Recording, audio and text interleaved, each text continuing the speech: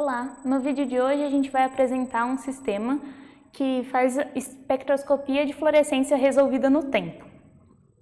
Esse sistema ele tem essas especificações e é composto por uma fotomultiplicadora, 2 lasers de diodo e 2 placas que vão fazer a aquisição dos nossos dados. Então esse sistema, esse equipamento, faz medidas de acordo com o método TCSPC, que é esse Time Correlated Single Photon Counting. E para fazer essas medidas, o que a gente tem é inicialmente o laser, que vai jogar a luz lá na nossa amostra, que essa vai ser a luz de emissão, que vai ser coletada pelo sistema. E parte da luz que vem direto do laser também vai ser coletada pelo sistema, que é a chamada excitação. E então o que o sistema vai fazer é avaliar a diferença entre esses dois fótons, de excitação e de emissão. Então, para emissão, que é a luz que vai sair dali da amostra, esse sinal vai passar por uma fotomultiplicadora que amplifica o sinal eletrônico a partir dos fótons que chegam até ela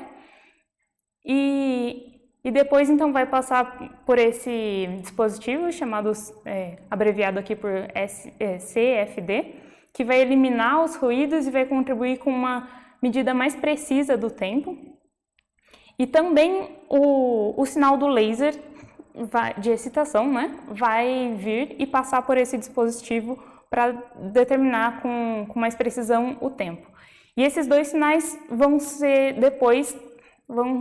passar ali pelo dispositivo que é abreviado aqui como TAC, que é um conversor de tempo para amplitude. Então, o que ele faz é produzir uma corrente elétrica proporcional ao tempo que vai ser medido.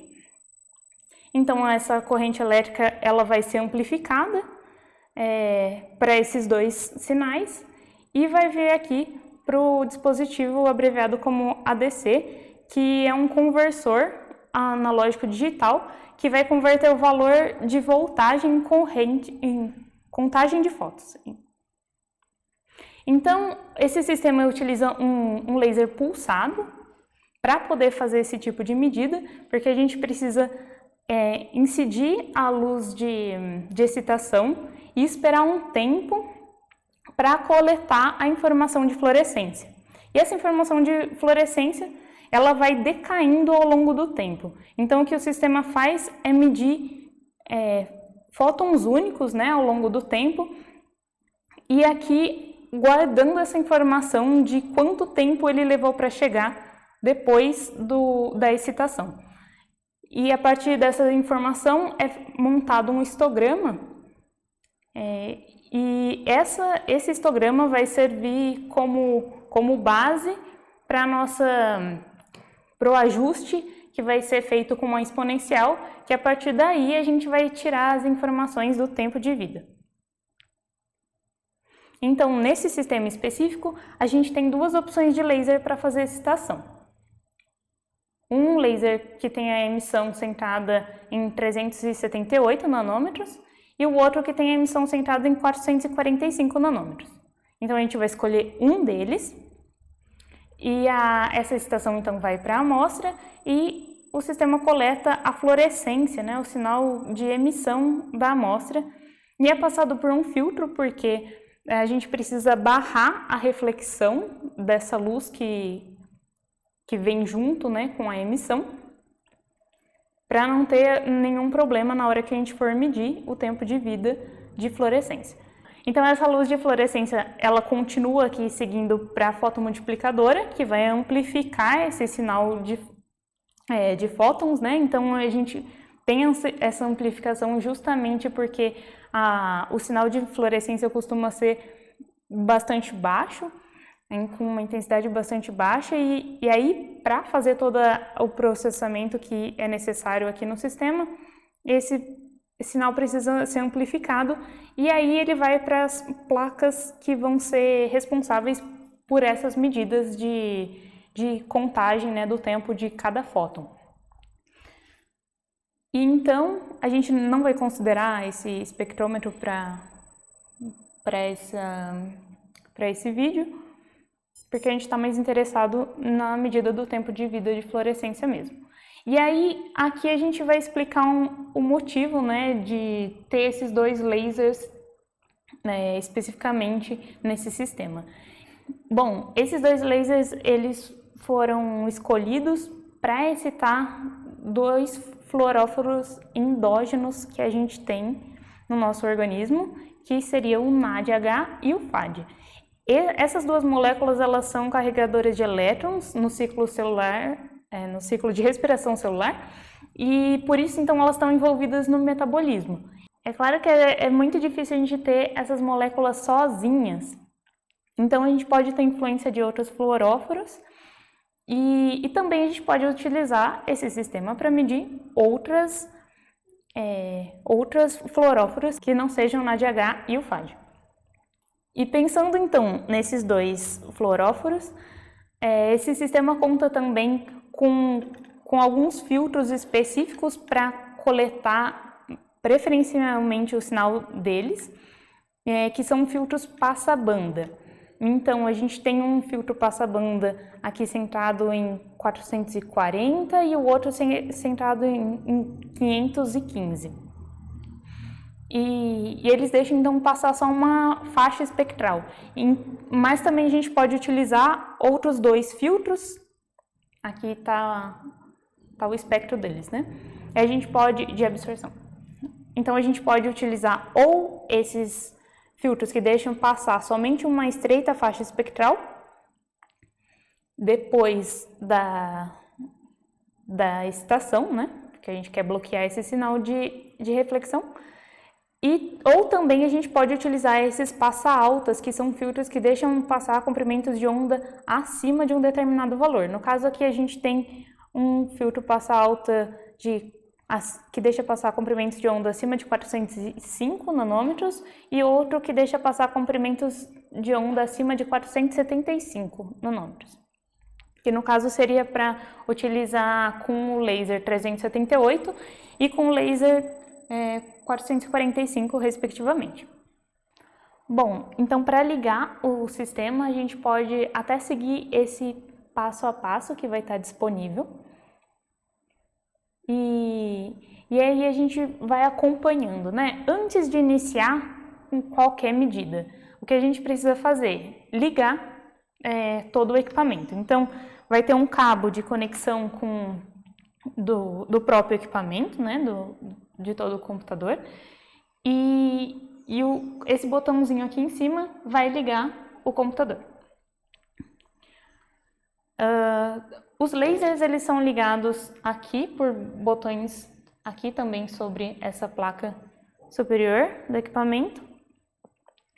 E é importante notar que os lasers, eles têm taxas de repetições possíveis para serem utilizadas, né? Como a gente vai fazer medidas de tempo de vida, a gente não quer ter esses lasers com emissão contínua, né? Então, a gente tem que escolher uma taxa de repetição que vai ser escolhida de acordo com as características do tempo de vida da amostra que está sendo medida. Para começar, né, a utilizar o sistema, é importante ter algumas ideias prévias com relação a essa amostra, tanto para escolher a taxa de repetição do laser, quanto para saber qual dos lasers usar e qual filtro também utilizar. Então, a gente tem duas fibras para esse sistema. Uma fibra mais simples, uma fibra óptica mais simples, que vai conectar o suporte de filtros, que é esse daqui, até a fotomultiplicadora. E essa outra fibra, que é uma fibra bifurcada em Y. Bom, então a gente conecta com bastante cuidado essa fibra menor, simples, né? Na fotomultiplicadora e também no suporte de filtros. E a fibra bifurcada, seguindo as anotações que estão nelas, aqui a gente conecta a emissão, aqui a excitação em um dos dois lasers e a gente fica com a ponteira para ser levada até a amostra. Então a gente tem esse software que controla os dois lasers e a fotomultiplicadora. Esse conector 1 está relacionado ao laser 445, o conector 2 ao laser 378 e o conector 3 à fotomultiplicadora. Vou fazer um teste então mostrando para vocês com o laser de 445. Para ligar esse laser, eu aperto esse botão que está aqui em cima, vocês não conseguem ver aí, mas também além do botão de ligar o laser, a gente tem o controle da taxa de repetição. Eu vou deixar a taxa de repetição aqui em 50 MHz e vou ligar então esse conector 1. E depois então de clicar nesses dois botões, para de fato ligar o laser, né, sair aqui a luz dele pela ponteira, a gente tem que apertar nesse botão de Enable Outputs. Então a gente consegue visualizar aqui, bem fraquinho, mas a gente tem a intensidade aqui já de excitação, né, pronta para avaliar a nossa amostra. Eu vou desligar, então apertando somente aqui no botão, e o laser pode ficar ligado. E aí, para fazer as medidas de tempo de vida, é importante que a gente ligue o laser escolhido e a fotomultiplicadora aqui no conector 3. Bom, esse é o sistema que a gente vai utilizar para ligar e desligar os lasers e a fotomultiplicadora. Mas vai ter um outro software que vai permitir com que a gente faça de fato as medidas, que é esse SPCM. Aqui a gente clica em OK. E ele vai abrir essa tela, que aqui é que vai ser mostrada como que está o nosso histograma, né? O histograma que o equipamento está medindo. E em volta desse histograma vão estar apresentados todos os parâmetros da medida. Então, se a gente tiver uma medida prévia com os parâmetros já escolhidos de forma adequada, o que a gente pode fazer é abrir essa medida e aqui nesse software, e então esses parâmetros vão ser recuperados de forma automática. Então a gente pode seguir fazendo as medidas parecidas utilizando os mesmos parâmetros. Mas caso você não tenha essa medida prévia, você pode ir acertando alguns parâmetros, né, que a gente pode mexer aqui, conforme você observar o sinal que está sendo medido. Um dos parâmetros bastante importantes que a gente tem que notar ao longo de toda a medida é o sinal que o sistema está recebendo com relação aos lasers e a todas as taxas aqui que estão sendo medidas e os fótons que estão sendo acumulados. Então, essas barrinhas aqui vão ser preenchidas com cores diferentes de acordo com o que elas representam, e é importante que o sinal de cada uma delas esteja por volta de 10 à quinta. E então, para recuperar esses parâmetros de medidas anteriores, o que a gente faz é essa sequência. A gente clica aqui em Main, Load, e nesse botão a gente vai selecionar o arquivo. A gente escolhe um arquivo, seleciona e depois confirma, né? Aperta o botão aqui de Load. E quando a gente fizer isso, a gente vai recuperar não só os parâmetros, mas também a informação aqui do histograma referente àquela medida passada. E aqui é importante que a gente tenha esse eixo X contendo todo o decaimento de fluorescência, né? Da intensidade de fluorescência ao longo do tempo. Então, é interessante a gente ajeitar os parâmetros para que a gente tenha essa visão total do decaimento e não limite, né, esse decaimento à nossa janela temporal. Bom, depois de recuperado os parâmetros, a gente pode iniciar uma medida. Então, para iniciar a medida aqui, a gente vai clicar em Start e esperar o tempo de finalização da medida. Depois disso, a gente pode salvar essa medida aqui, então, né, no Main, Save, e escolher o local em que essa medida vai ser salva. Bom, aqui a gente vai fazer uma simulação, então, de uma medida e por isso, como a gente não está em condições muito ideais para fazer essas medidas aqui de tempo de vida de fluorescência, eu reduzi bastante o ganho do conector 3, né, então, que é o ganho da fotomultiplicadora, para que o sinal que entrar lá não se amplifique muito, né, e não cause dano ao equipamento. E isso é uma coisa importante da gente notar ao longo de todo o tempo que estiver fazendo essas medidas, que caso haja um excesso de sinal chegando ao equipamento, esse programinha aqui, esse DCC100, ele vai dar um aviso de overload. Então, aqui vai começar a piscar em amarelo. E é importante que o quanto antes, né, se perceba isso, já se feche, desligue, né, esses dispositivos aqui. Então, tanto o laser quanto a fotomultiplicadora. Então, por isso que é importante, quando a gente tiver com algum outro programa aberto, deixar essa janelinha ali no cantinho. Então, a gente consegue ver aqui já esse sinal verdinho, que está escrito aqui Sync, que ele está relacionado justamente à taxa de repetição do laser.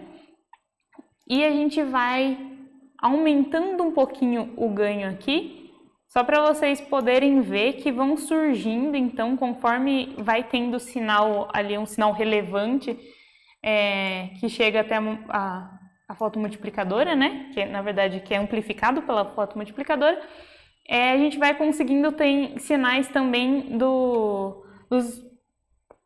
ao longo, né, de todo o sistema, que vai ser mostrado aqui por essas 3 barrinhas. Bom, então eu vou ampliar um pouco mais aqui, ó, aumentar o nosso ganho para poder fazer uma medida de exemplo. E aí, então, para começar a medida, aperto aqui em Start. E aí a gente tem aqui essa janelinha que mostra justamente esse histograma, né? A nossa intensidade de fluorescência caindo ao longo do tempo.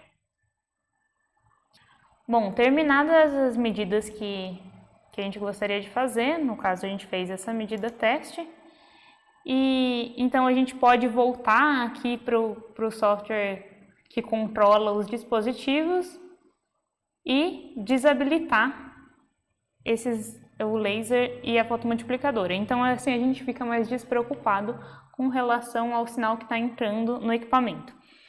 É importante a gente notar também que aqui a gente está fazendo essa medida numa sala bastante clara, mas eu estava protegendo para que não entrasse muita iluminação aqui na ponteira. Mas é ideal que a gente utilize esse equipamento em alguma iluminação mais baixa, né? Em uma sala com luz desligada ou com alguma luz não direta, né?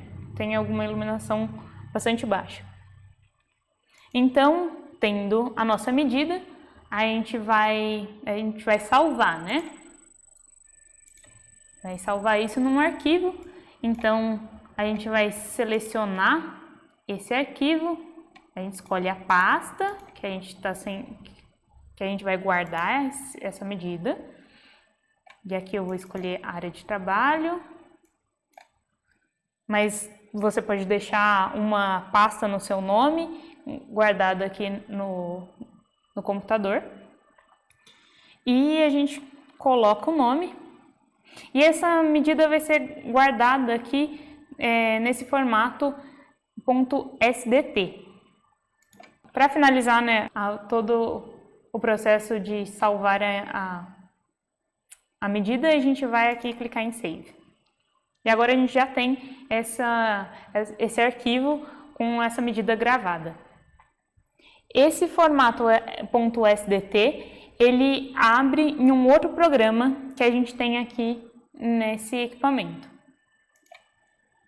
que é o SPC Image. Esse programa aqui, que também é feito para outras configurações de equipamentos que medem tempo de vida de fluorescência, também em forma de imagem, e por isso que ele tem algumas outras funções aqui. Ele também avalia o decaimento, um decaimento único, né, de uma medida só. Para abrir nosso arquivo, então a gente vai usar esse software do SPC Image. Então a gente vai em File, Import e vai encontrar o nosso arquivo da medida aqui. No caso, esse teste. E a gente pode dar um OK aqui. Então, esse programa ele vai importar o decaimento, né, da intensidade de fluorescência da nossa amostra ao longo do tempo, e ele vai fazer um ajuste de uma função resposta aqui, que vai depender do próprio sistema, e adicionar o que é mais importante, que é esse ajuste da exponencial, esse vermelhinho que está aqui sobre as nossas medidas. E esse ajuste exponencial, ele pode ser avaliado aqui como tendo uma componente, duas ou três. Então, a gente vai escolher essas possibilidades aqui no valor dessa caixinha de componentes. Então, aqui ele está fitando a melhor exponencial com uma componente. Se eu colocar 2 aqui, ele vai fitar a melhor exponencial que ele conseguir com 2 componentes, e para 3 a mesma coisa. E aí, então, se você não tem certeza de quantas componentes tem o decaimento, né, relacionado à sua medida, você pode dar uma olhada aqui nesse parâmetro que é o Q², que ele vai estar relacionado ao erro desse fitting. Então, quanto mais próximo de 1, a gente vai ter um menor erro, e quanto mais longe de 1, a gente vai ter um erro maior. Bom, se você não quiser utilizar esse SPC Image para fazer a sua análise, ou quiser fazer a análise em outro lugar também, é necessário converter esse arquivo para um formato que vai abrir, por exemplo, no Origin. Então, a gente vem aqui em Main, Convert SDT Files, e a gente escolhe o arquivo que a gente quer converter. Aqui a gente usualmente vai escolher aqui somente um bloco. E se a gente quiser colocar o tempo aqui, os valores de tempo, a gente adiciona esse time scale e clica em converter.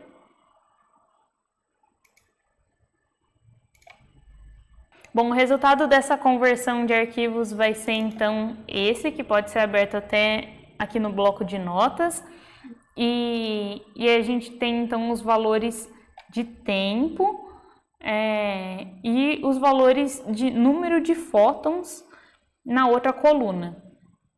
Então aqui a gente tem a checklist para um experimento de sucesso, né, que vocês podem utilizar aí tanto para o início, né, para antes de começar as medidas, né, para entender um pouquinho mais como que vai ser preparado esse equipamento para ligar e também para interagir com a sua amostra.